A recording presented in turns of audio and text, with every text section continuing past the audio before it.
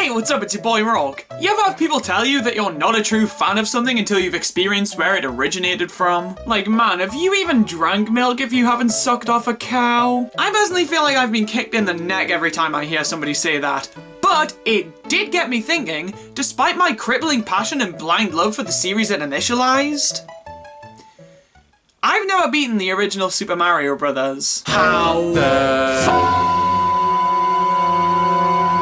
I could play this thing on a fucking toaster, and yet I haven't even taken the time to sit down and beat it. What kind of Mario fan am I? A Mario fan who respects his own time. I'm sure the fan management committee will give this one a pass. I'm sure I'll be fine. Son of a bitch. I can't take this! I can't deal with people not thinking that I'm a Mario fan. I have lonely to be, and I won't be that if people don't know about my obsession with a fictional plumber! So just to make sure nobody has any doubt that I have no life, I'm taping this controller to my hands, and I'm not moving until I've beaten this game! My virginity's at stake here!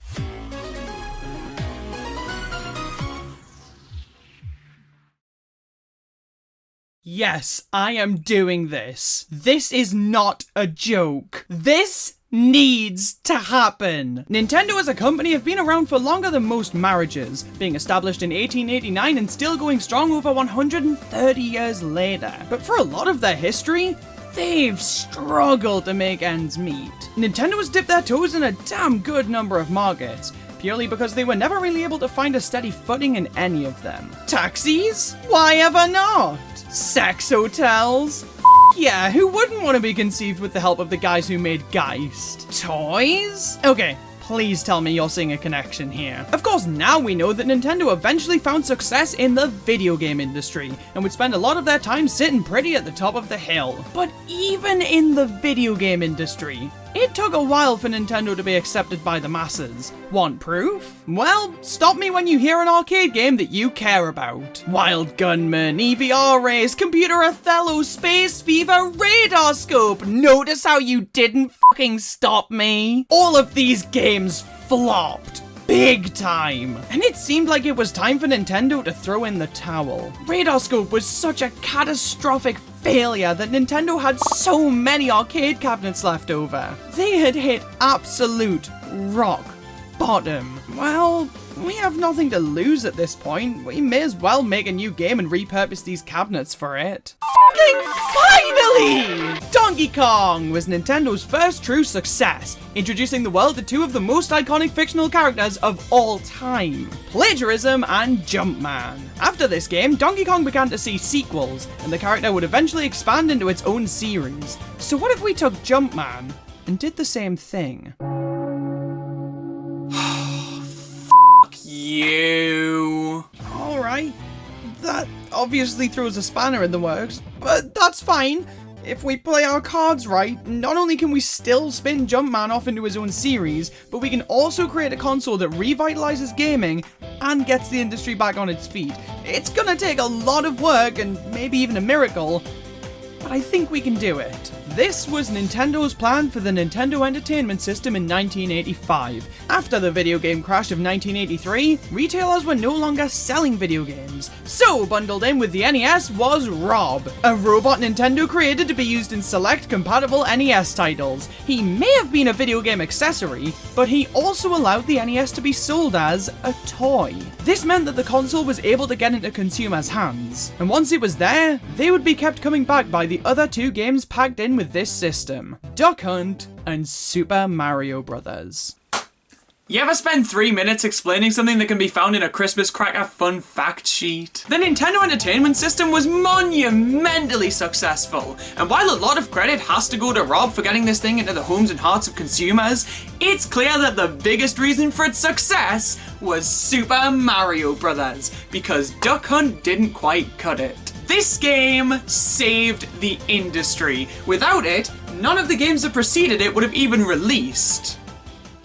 So what the f is even left to say about this game? This is the most iconic video game of all time. I don't even think that's up for debate. It's the reason this industry even exists in its current state. It's referenced so much in modern media, and damn near everybody has played it, or at the very least, knows a lot about it. So what do I say here? I can't exactly go, ooh, did you know that all of the brick blocks in this game are actually toads? Because of course you did! Why else would Mario be in a psychiatric facility? I can't say, but did you know that the clouds and the bushes actually use the same sprite and are just recolored? Because they give that information away on the back of cereal boxes. And I can't even try and explain what you do in this game because everybody knows you make it to 1-2, take the warp zone to world 4, make it to 4-2, find this hidden vine, take another warp zone to world 8, and make your way through that whole world until you defeat Bowser. Some people were doing that on their way out of the womb. It's old news. Although that does have me thinking, how many people have actually sat down and played through all 32 levels in this game? Because even if some people aren't aware of the World 4 warp zone, everybody knows about the World 1 warp zone. And when you know it's there, it's really difficult to just not use it because honestly, why would you do that? Well, I have no idea how many people have played through all of this game's levels, but I do know that number's about to increase by 1. So, Super Mario Bros. Starts out where any Super Mario Bros. Would. World 1-1. The most well-known level in all of gaming, and generally considered to be where game design peaked. That's fucking bleak, man! We have 31 levels to go! World 1-2 is the level that I'd personally consider to be the most important in the game, however. As while 1-1 explains to the player exactly what to expect when beating a Mario level, 1-2 shows them how to tell those expectations to go fuck themselves with the warp zone. But I'm on a strictly warp zone free diet, so I'm gonna take the normal exit. This feels dirty. Now that we've passed the only 2 mandatory levels in the game, we're introduced to... who? World 1-3. I mean, it's a good level, but compared to the 2 before it, it's pretty forgettable. Even if it has one of my favorite visual themes in this game. Granted, that's not saying a lot. 1-4 features the first instance of cyberbullying, and also the first time I've wanted to commit a hate crime. Well, 2-1 is decent. There's a lot of go fuck yourself blocks, which is pretty annoying when you're in need of an item. But that doesn't compare to World 2-2, which is a water level. Oh, joy! Of all of the levels in all of the games, water levels tend to be my most hated. But, to this game's credit, this isn't actually all that bad. If you just fly ahead with not much regard for your safety, you'll usually end up being okay. Apart from these open areas where the current tries to suck you in. But lucky for me, I already have carpal tunnel syndrome. It can't get any worse. 2-3 pisses me off. It's a fine level, and is a true testament to the power of no thinking, just running. But the fucking fish can be a nightmare! Also, contextually, what the hell's going on here? 2-4 is another decent castle, and by decent, I mean slightly easier if you take the bottom path compared to the top path. No need to thank me. 3-1 takes place at nighttime, I guess. I mean, I don't know what else the black sky would represent. And it also introduces the Hammer Brothers.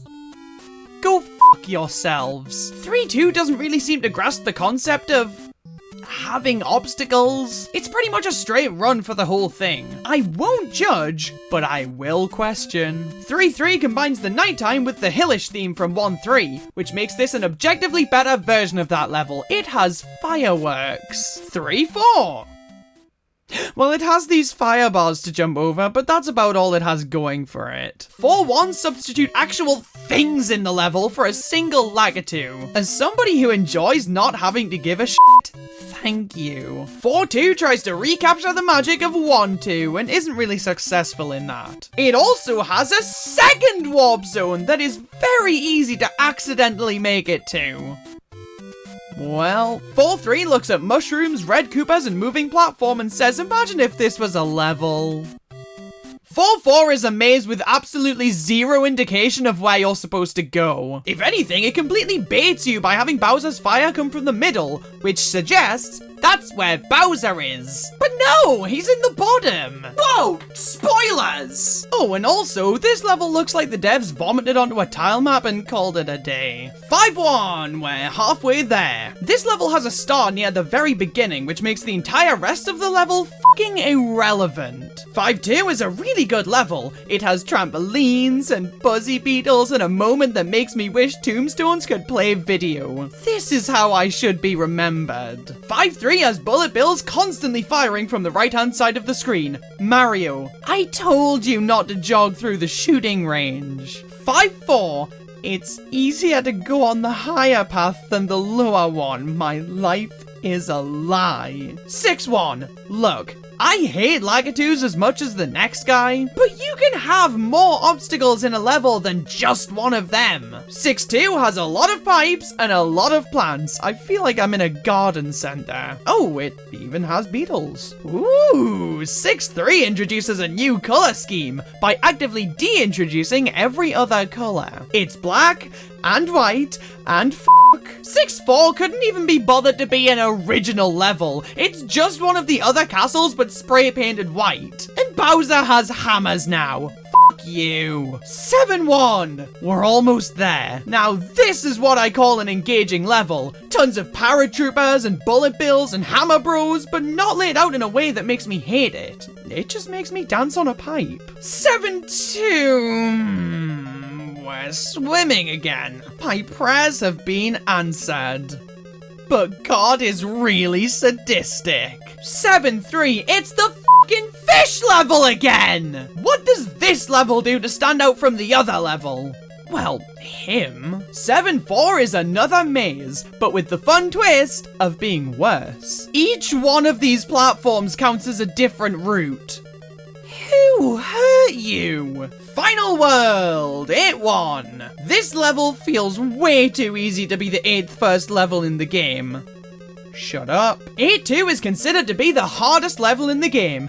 How? I mean, yeah, it's no 8-1, but it's not that bad. If anything, it's just fun to race the bullet bills to the end of the stage. You should try out running bullets sometime. I'm sure it'll work out great for you. 8-3 is one of the most satisfying levels to get a good run on. And if nothing else proves that this game isn't difficult, this level does. Just run.